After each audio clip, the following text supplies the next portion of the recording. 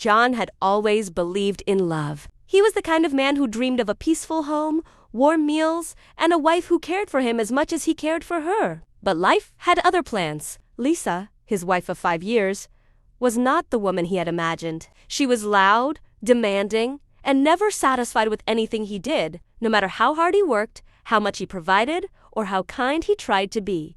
Lisa always found something to complain about. At first, John thought it was just stress. Lisa had lost her job a few months into their marriage, and she never found another one she liked. Instead, she stayed home, spending her days watching TV, scrolling through social media, and occasionally meeting friends for lunch. John, on the other hand, worked tirelessly. As an architect in a well-respected firm, he had deadlines to meet, clients to impress, and projects that demanded his full attention. He left early in the morning and came home late at night, exhausted but hopeful that Lisa would be happy with the life he was building for them. But she wasn't. A never-ending cycle of complaints. "Why are you home so late?" Lisa snapped one evening as he stepped inside, his briefcase feeling heavier than ever. "I had to finish a project," John explained, loosening his tie. "Excuses. You never think about me, do you?" She huffed, arms crossed. John sighed. This was their routine he tried, she complained. On weekends, when John finally had time to rest, Lisa wouldn't let him. "Let's go out," she'd say. But if he took her to a restaurant, she found something to hate about it. If he bought her a gift, she'd complain about the color or brand. One time, he surprised her with a weekend trip to the mountains, thinking she'd enjoy a getaway. Instead, she sulked the entire time. "It's too cold," she complained. "And this cabin is boring. Why didn't you book a resort with a spa?"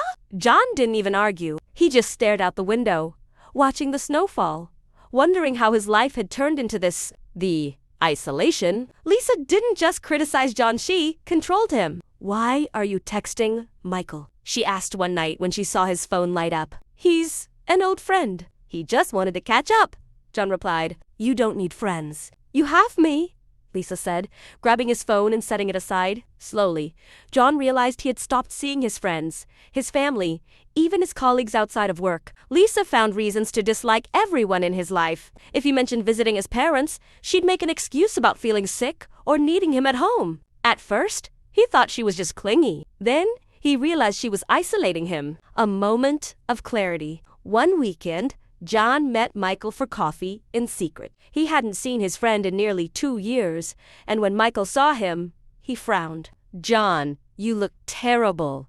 What's going on?" John hesitated before finally admitting, "Lisa? She makes everything so hard.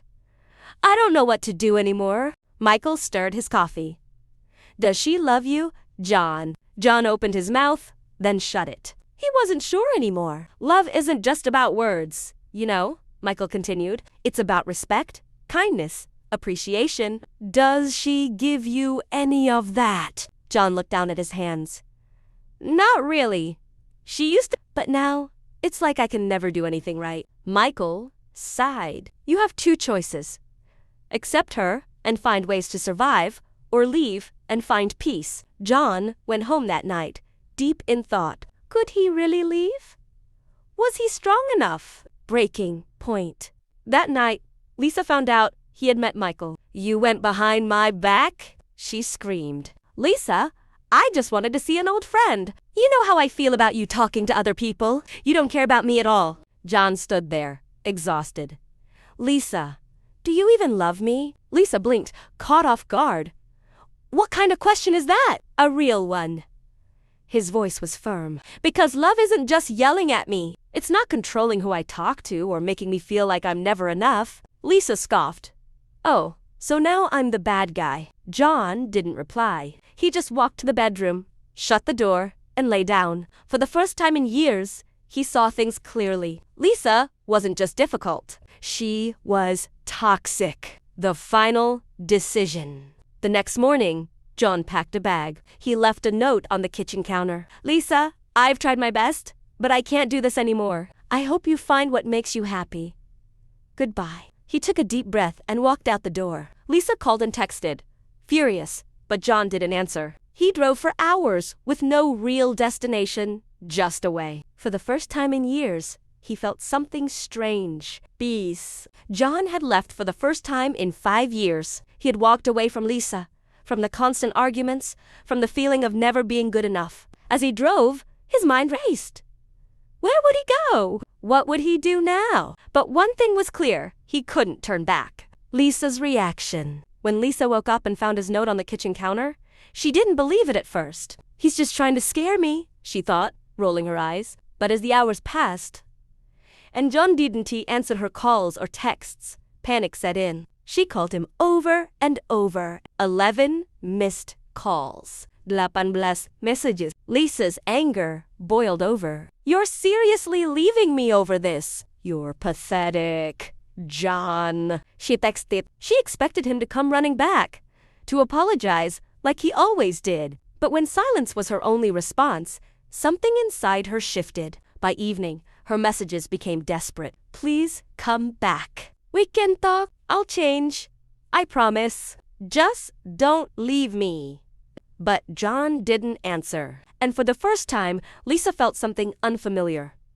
Fear. Had she pushed him too far? John's new beginning. John drove to his parents' house, a place he hadn't visited in years because Lisa always made excuses to avoid them. When his mother opened the door and saw him standing there, suitcase in hand, she gasped. John, what happened? I left her.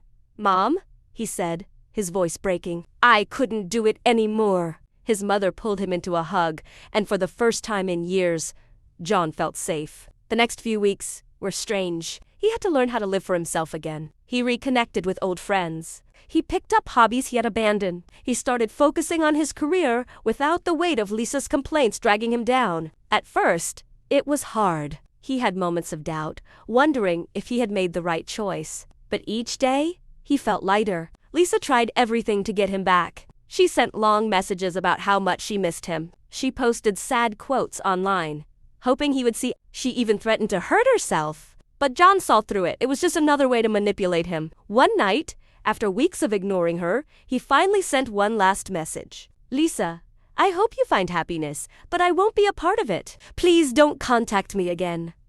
And with that, he blocked her. A second chance at love. Months passed and John became himself again, happier, lighter, free. One evening, he went to a cafe with Michael. As they chatted, the waitress who brought their coffee smiled at him. Hey, haven't I seen you here before? She asked. John looked up, and for the first time in a long while, he felt something he had forgotten. John had left Lisa behind. He had endured the emotional storms, the guilt trips, and the desperate attempts to pull him back. But now, months later, he was standing in a small cafe, looking into the warm eyes of a woman who had just asked, Haven't I seen you here before? For the first time in years, he felt something unexpected curiosity. A slow start. Her name was Emily. She worked at the cafe part-time while finishing her psychology degree. Unlike Lisa, she didn't try to control the conversation or demand attention. She was just easy to talk to. John wasn't looking for love, but something about Emily made him stay longer at the cafe than he planned. They talked about books, travel, and their favorite places to escape when life felt overwhelming. You should try hiking, she suggested one day. It's the best way to clear your mind. John had never thought of himself as an outdoorsy person, but one Saturday, he decided to try it. Emily joined him, leading him through a quiet forest trail. Feels good, doesn't it? She said, watching as he took a deep breath. It did. Facing the past. As weeks passed, John found himself changing.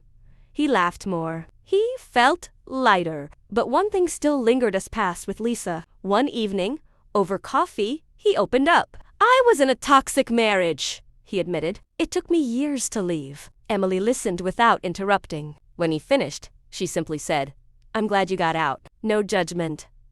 No pity. Just understanding. That night, John realized something. He wasn't broken. He had just been in the wrong hands, letting love in. The more time he spent with Emily, the more he saw the difference between love and control. She never demanded his time, never made him feel guilty for being himself. One evening, as they walked through the city, she stopped and looked at him. John, you know you deserve to be happy, right? He smiled. For the first time in a long time. I think I do. And as he took her hand, he knew this was a new beginning. embracing a new life. Months had passed since John met Emily, and his life had transformed in ways he never thought possible. He no longer walked with the weight of his past dragging him down. Instead, he felt free to enjoy the little things, to laugh without fear of criticism, to be himself without constantly trying to prove his worth. Learning to trust again. Though John was happy, there were moments when his past still haunted him. He had spent years being told he wasn't enough, and sometimes that voice still echoed in his mind. One evening, as he and Emily sat by the lake watching the sunset, he confessed, "Sometimes I feel like I'm waiting for things to go wrong, like I don't deserve to be happy." Emily reached for his hand. "That's what trauma does, John. But happiness isn't something you have to earn. You just have to allow yourself to feel it." Her words stayed with him. He realized that healing wasn't just about leaving Lisa. It was about unlearning the pain she had caused, letting go of Lisa. One day, John received an email from Lisa.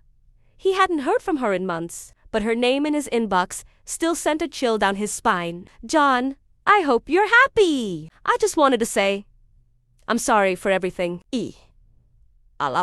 No, I was difficult, and I pushed you away. I don't expect you to forgive me, but I needed to say it." John stared at the screen for a long time. The old him would have felt guilty, maybe even considered replying. But now, he closed the email and deleted it. No response. No looking back. For the first time, Lisa was truly in his past. A future with Emily. As seasons changed, so did John. He and Emily grew closer. But unlike his past relationship, there was no pressure, no fear. It was built on trust and understanding. One evening, as they walked through the park, Emily smiled at him. "You're different now." "Lighter." John nodded. "I finally feel like I'm living for myself." She squeezed his hand. "So, what's next?" John took a deep breath, looking at the endless possibilities ahead. "Whatever comes, I'm ready." And for the first time in years, he truly meant it. Lesson of the story of John and his bad wife. Know your worth. John spent years trying to please someone who would never be satisfied. The story teaches that love should not make you feel small, unworthy, or constantly at fault. True love uplifts and supports. Toxic relationships can destroy you. Lisa's controlling, manipulative behavior drained John emotionally and isolated him from friends and family. The lesson here is that staying in a toxic relationship can slowly break a person, making them lose sight of themselves. Leaving is hard. But necessary. Walking away from Lisa wasn't easy for John. He had doubts, guilt, and fears. But sometimes the hardest decisions are the right ones. Staying in an unhealthy relationship out of fear or obligation only leads to more pain. Healing takes time.